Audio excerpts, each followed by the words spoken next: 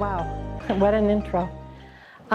First of all, I want to start by saying that one, or at least a couple of our talks that we had, is I would hear Jared's dream of this. And to be sitting here with God's warriors, I mean that from the bottom of my heart, with God's warriors, and to see his dream germinate and grow, and to be sitting here and to have eyewitness to it, means so much to me that I'm so proud of him for wanting to contribute and seeing it through. I'm so proud of him, very proud of him. Another thing I'm very honored is to be with all of you. Oh my goodness. The Spirit of God is so strong in this room. It is unbelievable. Unbelievable. You are warriors. You are wonderful. I don't have an alcohol addiction. Well, let me rephrase this. I didn't have an alcohol addiction. I didn't have drug addiction. But I know what abuse is. Okay? I was born in a family where the father figure was 60 years old. The mother, she was 50. And they just got married for convenience sake and so forth and so on. And I came along. I was not planned. And there was no love in that family. None. Absolutely none. Then there was a sibling after me and a sibling after her. I remember my first recollection of being beat. I was about 3. And it didn't stop until I was 45. Sitting here listening to you guys, what you're going through, it rips at my heart. But knowing the help that is here for you, is like, thank you, God, thank you. All my life, there was 2 places in my world that I found peace, that I found belonging. One was church, but God was here. God was not here, but he was here. The other, which many of you may start to laugh, is school. School is where I got nurtured. School is easy for me. When the bell rang, I was sick. I have to go back there. And it was absolutely awful. Summer breaks, oh my goodness, please, shoot me. Nothing I ever could do would ever please her. By the time I turned 11, my father became very, very quiet. Somebody said to me once, "Are you a daddy's girl or mama's girl?" And I said, "Oh, jeez, I'm not a mother's girl. No. I'm a daddy's girl." "Oh, well, what kind of things did you do with him? What kind of stories, what experiences?" And it took me a while, and I finally said, "Oh, dear God, he doesn't hit me. He doesn't really talk to me or anything, but he doesn't hit me, and he doesn't call me names." I was called the first time that Mrs. Beck called me a whore, I was 5 years old. And I was dancing. I was showing my father had workers that came. We had a farm, and he had workers that would come. And I was so excited because we were doing the school dance. And I was out there going to show him that I was doing this Western dance or something. I don't remember it. And it was to "You Ain't Nothing But a Hound Dog." And I used to love that song. And then Mrs. Beck came out with a bullwhip and just started, doing her thing. And I'm not going to have a whore for a daughter. Get in there. So I'm not going to go into all of it, but it just kept on going, and it never stopped. My father, I didn't realize until years later, he developed Alzheimer's. But it was peaceful just to sit by him. I just thought he'd quit talking, Nobody knew at that age, at that time back there, And so I heard some commotion when I was 17. I went upstairs to what is going on upstairs to see orderlies take a stretcher out with a body. And it was my dad. He had died. And my Mrs. Beck said, oh, dear God, we didn't tell Kay. Her way of me dealing with my father's death was, if you don't stop crying, you're going to the state hospital. Well, my way of dealing is I just shut right up. I didn't talk. I quit talking at the age of 17. I spent the rest of my junior year and all of my senior years as quiet as I could be. But like I said, I would go to school, I was quiet, I would go to church, and that just kept me going, you know. Then I had the opportunity, I got 4 scholarships to go to college, and the counselor said, you know, Kay, we got to get you out of that house. And I'm going, what do you mean? Because I never talked to anybody.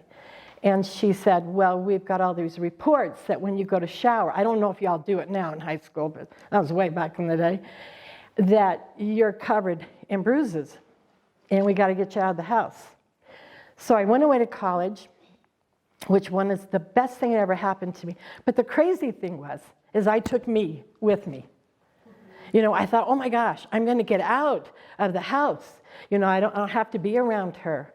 I didn't care for the other two because they were her favorites.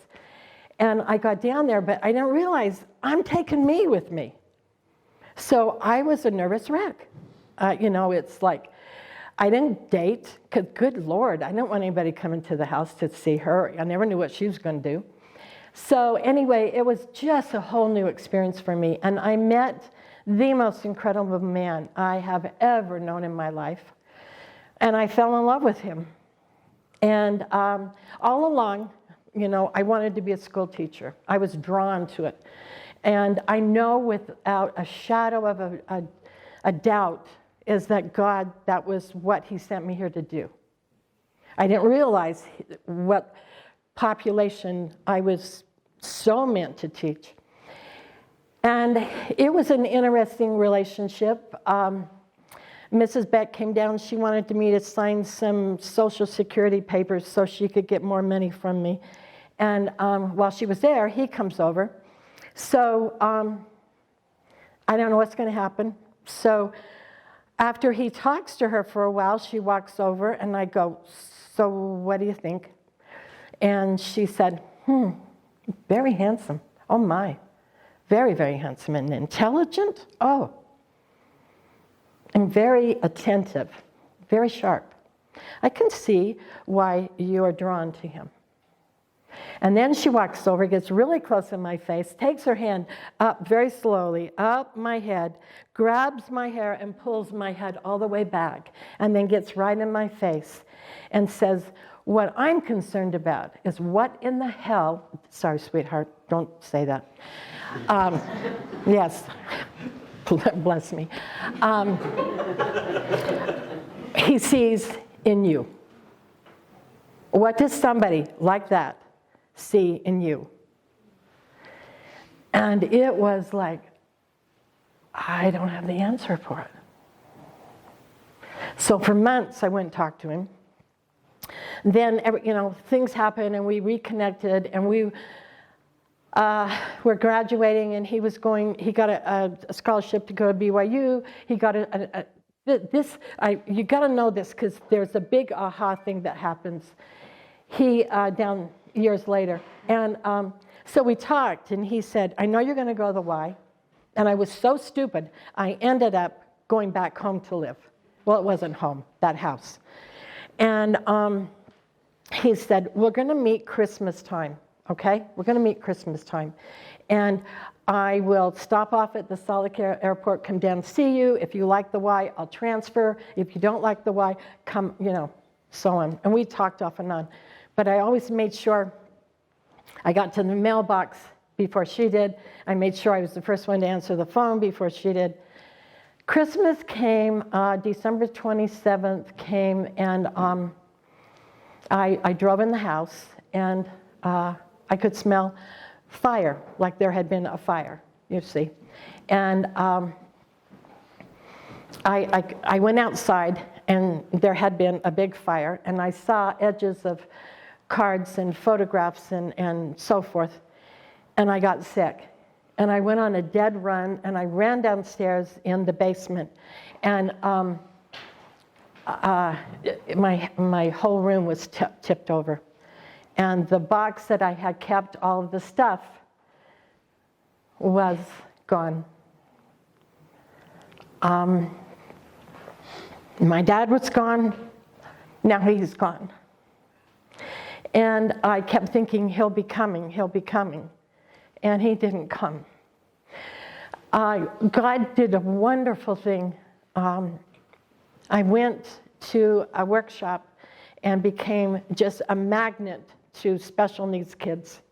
I couldn't get enough of it. I was supposed to teach 4th grade at Shelley Elementary, and it didn't work. I just quit. I said, no, I'm going to California, to Pomona. I did not realize I was going to work with one of the papas of special ed, Dr. Noel Kephart. I had no clue who he was. All I knew is that I had to be with him. So I come back, and teaching was a godsend. And especially when I started teaching what I call my kids. And time went on, I got awards. I would go stupidly over to her house and say, I'm getting an award at up at the legislature. Do you want to come? I'm just being polite, because I was a people pleaser. I am not the person I am right now. No. Mm-mm. And she looked at it, and I remember her saying, Kay, this is such an honor, and going to be right down there with the Speaker of the House, blah, blah, blah. The governor's going to be there, yeah. And I said, yeah. So, I need to know if you're going to be there, because they need to, for this big luncheon and all this crap. And she said, if you didn't teach the crumbs of the cookie jar. And I turned around and walked out of the house. And I went up to the Capitol, got the whole shindig, and there were other teachers, and they had families and friends and everything. And once again, it was K with K. So time goes on and on and on. I go to Canada. I did not have anything that you guys have right now. No support group, no, nothing. Nothing like you guys have got. And would I tell friends what I had gone through, and what I had experienced? Oh, no. I went to Canada, and I met some wonderful people, and we learned to do what's called PATH. And it was all about inclusion. And before we could do it with our students and so on, we had to have it done to us. And what it was you were in a room, and Marcia Pierpoint and Marcia Forrest and Jack Pierpoint were there. And you had to imagine, let's say if I said to you guys, where are you going to be April 28th, 2041? And everybody's going, oh, that's cool. And no limitations. Well, Marcia and Jack, they kind of took a liking to me. And they said, okay, we're going to do your path. And, come on, John, you're coming, da-da. And I was in there. And within 5 minutes, I was in the fetal position in a chair. And I said, dear Jesus, I'm too close to retiring. I have no idea. And so it got kind of ugly. And she took me into the bathroom, Marcia did. She undid her blouse. And she showed me that she had had a double mastectomy. And she said, I get up every day, and I jog, and I do all this. And she said, because I want to help people change lives. And it was one of those heavenly angels God sent to Kay. And she said, you feel like you're standing naked in a field. Sweetheart, I'm here. And then she told me that this was her last workshop, that her cancer was terminal, and she was going to be passing away probably before the month was up. And she was giving every energy she could. part of the path is you had to identify what was holding you back, what was the negativity in your life from reaching your dreams. And that woke up a bunch of stuff. What you got there, honey? Okay. I told him, you put a nickel in me. Oh, dear God, for you. So I started thinking, it was family. I'm sorry, families. Mine, it was no,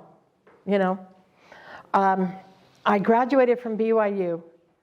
Mrs. Beck dropped me off in front of the Marriott. And then she said, I'll be here in 3 hours. There was nobody in that building for me. There was nothing. Nothing. So family, I'm sorry, guys, is kind of a bad F word. But I have somebody mentioned that family doesn't have to be blood. Right on, brother, right on. They don't. And so anyway, I started thinking, I thought, okay, I've got to start doing something other than school all the time and all this stuff. So I took a trip to Oregon. I love that place now. And I didn't know anything then. So anyway, make a long story short, because I have 5 minutes, so I got to talk fast. My friend that had begged me forever, stopped, always being in the classroom, come. So I did. And then her son said, and Kay, are you coming to my basketball game tonight? And I said, heck yeah, of course, Well, I got the best coach in the whole wide world. So I go, okay, fine. So we get ready, and they had bought me, the high school shirts, so I looked like, one of the cheering team. It was awesome. I loved it. We get in there. Here comes in, and I'm waving to Darren. And then a little while later, here comes in the coaching staff, and I just went, oh, dear God, I got to get out of here. He was the coach. 28 years later. 28. This was, I'm going to tell you, the biggest aha. Because you guys, outside of my kids, 45 years of my life was gone. So I'm there, and my heart's beating 50 miles an hour. And I said to my girlfriend, we got to go. Halftime, I'm out of here, we got to go. Because he had deserted me. He didn't come, so forth. Anyway, after the game, Darren takes me over. He introduces, and we have eye contact. And he says, oh, sweet Jesus, I never thought I'd see you again. And he said, so for 5 years, okay, I was about 40-ish. For 5 years, we would talk maybe 2 or 3 times a year. He was married, very, very wealthy, very wealthy. He has one son, the high school quarterback, and every accolade that, and I was happy for him. And it was very, just casual. So how's it going? How's your classes? And let me tell you about my students. And then it was Christmas. And he said to my girlfriend, he goes, because when I would go there and there was a basketball camp, I would go to the camp. And he was crazy. Here's a clipboard, make yourself useful, And I loved it. And I pretended in my head that was my life. And so he drives me back to her house. And I am this person I'm a teacher. That's it. And he said, I got one question. You're not getting out of the truck. I got one question. And why haven't you married? And I said, you never died in my head. You never died in my heart. Evidently, and he has this gorgeous SUV. Evidently, I was easy to forget. Okay, Beck, that's not what happened. And I said, you talk to me. What? You talk to me. And anyway, it took a long time to just pull it out of him. And he had come that Christmas. On the 27th of December. And that crazy woman called him every name in the book. alluded to the fact she was going to call me, but instead she called the police. He had remembered the name of the chief of police of American Fork. He told me where the jail was because that's where the library is now. And the whole time, you guys, I'm in that SUV just going, oh, am I going to throw up? Am I going to pass out? What am I going to do? And he said, she had me arrested. And see this scar right here? Is where they smashed me against the house you were raised in the stucco. And it cut my face.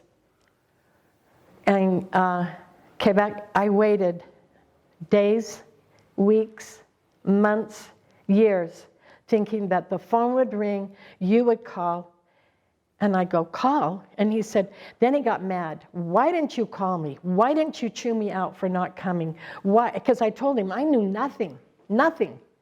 But guess what, you guys? My family, everybody in my family knew about it. Okay? I'm hurrying, honey. Sweetheart, you're so good. You don't have to make the walk, you know. So anyway, and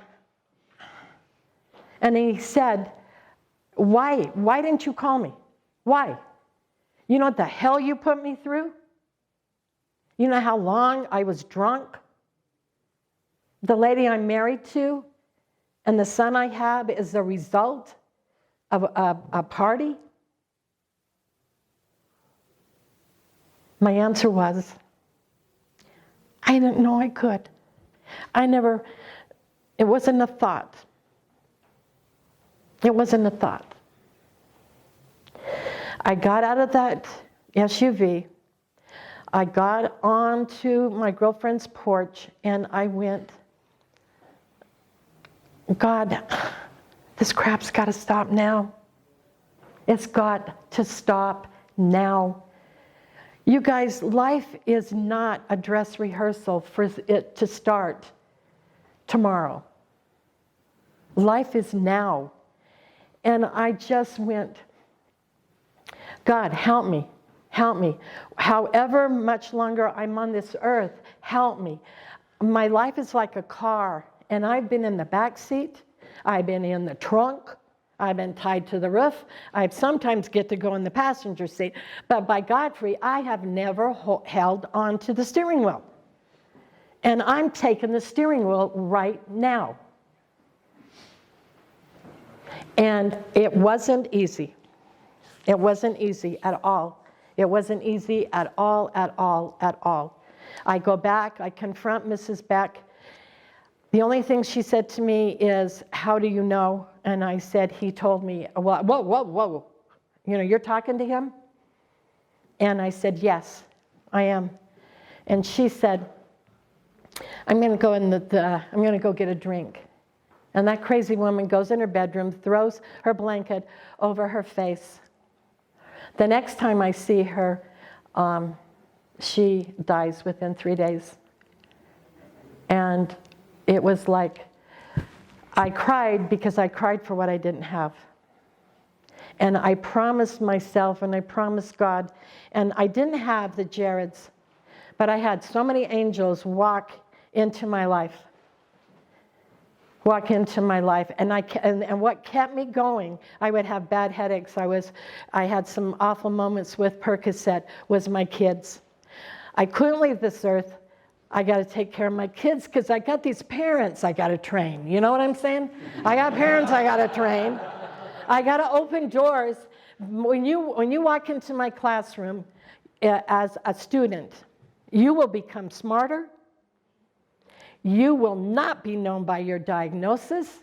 You will be independent. You will be confident.